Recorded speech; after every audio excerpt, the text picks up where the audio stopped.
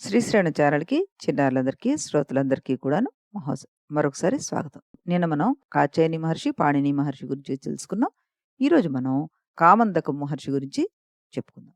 కామందక మహర్షి గొప్ప తపస్సు చేసి ధర్మశాస్త్రాలన్నీ చదివేశాడు. వేద విద్యలు నేర్చుకున్నాడు. ఆయనకి ధర్మతత్వజ్ఞుడు, నీతి శాస్త్రజ్ఞుడు అన్న ఒక మంచి పేరు కూడా వచ్చింది. కామందక మహర్షికి అంగరిష్టుడు అనే రాజు శిష్యుడు ఉండేవాడు. ఆ రాజు 4 రకాలైన పురుషార్థాల గురించి అంటే ధర్మ, అర్థ, కామ, మోక్షాల గురించి తెలుసుకునేందుకు ఈయనకి శిష్యుడయ్యాడనమాట. ఒకసారి అంగరిష్టుడు మహాత్మా, కామ మోహాలను కలిగిన రాజులు పాపాలు చేస్తే దానికి విరుగుడు ఏమైనా ఉందా? ఏ ఏ మంచి పనులు చేస్తే పాపాలన్నీ పోతాయి? తెలియకుండా చేసిన తప్పులకి ప్రాయశ్చిత్తం ఉందా? ఇలా చాలా అనుమానాలున్నాయి నాకు. వీటన్నిటికీ మీరే సమాధానం చెప్పాలి అన్నట్ట. అప్పుడు కామందక మహర్షి చెప్పడం మొదలుపెట్టాడు. ఏమని? రాజా, ధర్మార్థ కామాలు ఒకదాన్నొకటి సంబంధం కలిగి ఉంటాయి.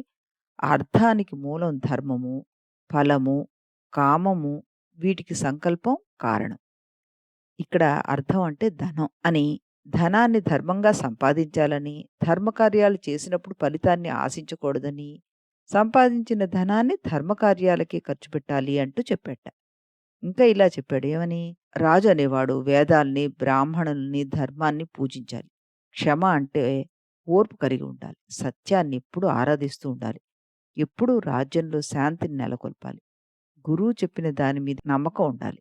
గురువు ఏం చెప్పినా వాదించకుండా వినాలి అంటూ చెప్పి, ఇంకా అన్నట్ట, రాజా, కామందక నీతి శాస్త్రం అనే గ్రంథంలో 36 ప్రకరణాలతోటి, 20 సర్గలతోటి ఈ విషయాలన్నీ రాసుంచాను.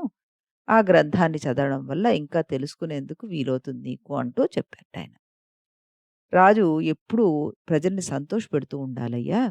రాజ్యం అంటే 7 అవయవాలుంటాయి దానికి.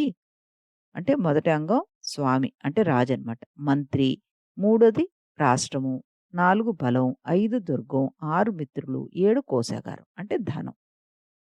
ధనం దాచే బ్యాంక్ లాంటిదనమాట.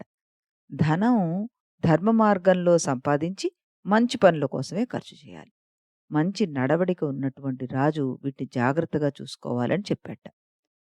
రాజు పంచేంద్రియాన్ని వశంలో ఉంచుకొని వినయంగా ఉండాలి. శబ్ద, రూప, స్పర్శ, రస, గంధ అనే అనేటువంటి 5 ఇంద్రియాలు చేసే పనులు అవి నాశనానికి సహాయపడతాయి. శాకాహారి అయి జంతువు కూడా శబ్ద మాధుర్యం వల్ల నాశనమైపోతూ ఉంటుంది. పర్వతం అంత ఉన్న ఏనుగు కూడా ఆడ ఏనుగు స్పర్శ వల్ల చెడిపోతుంది. దీపం యొక్క రూపాన్ని చూసి మిడత చచ్చిపోతుంది.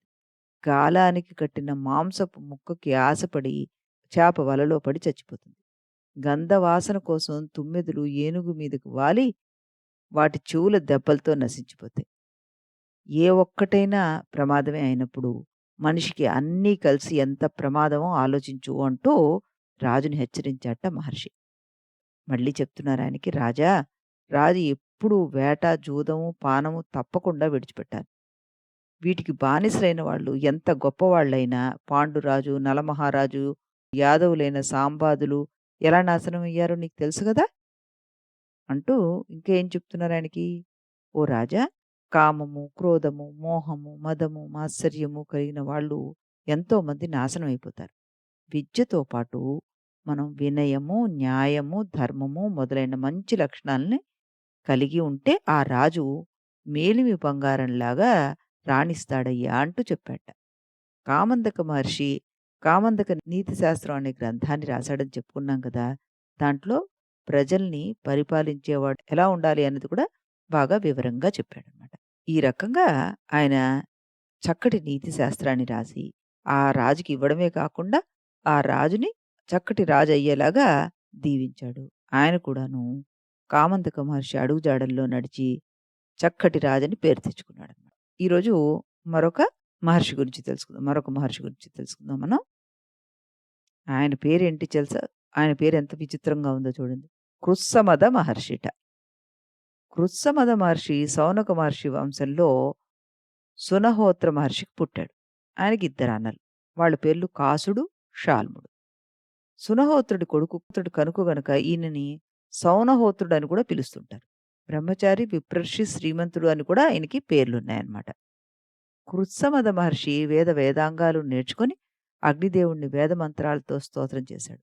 అగ్నిదేవుడికి ఇష్టమైన యజ్ఞం చేశాడు. సహృదయుడు, అనుపమ భక్తుడు అయిన కృష్ణ మహర్షి చేసిన యజ్ఞానికి అగ్ని ఆనందంతోటి మహర్షికి దివ్య శరీరాన్ని ఇచ్చాడు. అంటే ఏంటో తెలుసా? త్రిలోకాల్లో తిరగగల శక్తి అన్నమాట. భూమిపైన, ఆకాశంలో, గాలిలోనూ 3 చోట్ల 3 శరీరాలు ధరించి తిరగలిగే శక్తినిచ్చాడు. ఇంద్రుడికి ధుని, చుమురి అనే రాక్షస శత్రువులు ఉండేవారు. వాళ్ళు స్వర్గంలో రహస్యంగా తిరుగుతూ ఇంద్రుడిని ఎలా చంపాలా అని ప్రయత్నంలో ఉండేవారు. ఇంద్రుడితోటి సమానమైన తేజస్సుతో కృత్సమద మహర్షిని చూసి ఆ రాక్షసులిద్దరూ ఇంద్రుడనుకుని చంపబోయారు. వేద మంత్రాలతోటి ఇంద్రుడి గుణగణాలు చెప్పడం మొదలుపెట్టాడు కృత్సమదుడు. కృత్సమదుడు కృత్సమదుడు. అవి విన్న రాక్షసులకి ఇంద్రుడంటే భయం పట్టుకుంది. అదే సమయంలో ఇంద్రుడు అక్కడికి వచ్చి వాళ్ళని చంపేశాడు. "మునీంద్ర, నువ్వు నాకు చక్కటి ప్రియమిత్రుడివి. నీకేం కావాలో కోరుకో" అన్నాడు ఇంద్రుడు. "మహేంద్ర, నీ కటాక్షం వల్ల నాకు సర్వైశ్వర్యాలు కలిగి, నా మనస్సులో ఎప్పుడూ నువ్వు స్థిరంగా నిలిచి, జన్మ జన్మలకి నీ పాదములందు భక్తి ఉండేట్లుగా అనుగ్రహించమని" చెప్పి ఇంద్రుడిని తన ఇంటికి తీసుకెళ్ళాట. వేద మంత్రాలతోటి స్తోత్రం చేశాడు కృత్సమదుడు. అదే సమయానికి ఇంద్రుడు గురువు బృహస్పతి అక్కడికి వచ్చాట. మహర్షి ఇద్దరిని వేరువేరుగాను ఇద్దరిని కలిపి వేద మంత్రాలతోటి స్తుతించాట. ఇంద్రుడు, బృహస్పతి కూడాను చాలా ఆనందపడి నీకంటే మేధావి ఇంకెవరున్నారు అంటూ అభినందించాట. ఓసారి ఇంద్రుడు కృతమదుడు మహర్షిని పరీక్షించడానికి పక్షి రూపంలో వచ్చి అతడి భుజం మీద రాలాట. కృత్సమదుడు దివ్య దృష్టితోటి ఆ పక్షి ఇంద్రుడేనని తెలుసుకొని పక్షి ఇంద్రుడుగా స్తుతించాడు. ఇంద్రుడు నిజ రూపంలో కనిపించి, "మిత్రమా, నువ్వు నిజంగా నాకు మిత్రుడివి. నువ్వు నా దగ్గరికి ఎప్పుడైనా రావచ్చు, వెళ్ళొచ్చు" అంటూ చెప్పాట. ఇంద్రుడు సహస్రవర్ష శత్రయాగం ప్రారంభించి బృహస్పతిని యాగం చేయడానికి ఆయనకి సహాయంగా ఈ కృత్సమద మహర్షిని ఉండమన్నాడు. కృత్సమద మహర్షికి అంత గౌరవమైన స్థానం దక్కింది. ఇది చూసి అసూయ కలిగింది వరిష్ఠ మహర్షికి. చక్కటి ఉచ్చారణతోటి సామవేదం పఠిస్తూ యజ్ఞం చేస్తున్న కృత్సమదుణ్ణి వరిష్ఠుడు ఇంద్రుడు చేస్తున్న యజ్ఞానికి అపశృతులతోటి సామవేదం ఉచ్చరిస్తున్నావే, పాపం వస్తుంది తెలీదా? ఏది మళ్ళీ చెప్పు అన్నాట. అపస్వరాలతో పలికితే పాపం నాదే అవుతుంది కదా!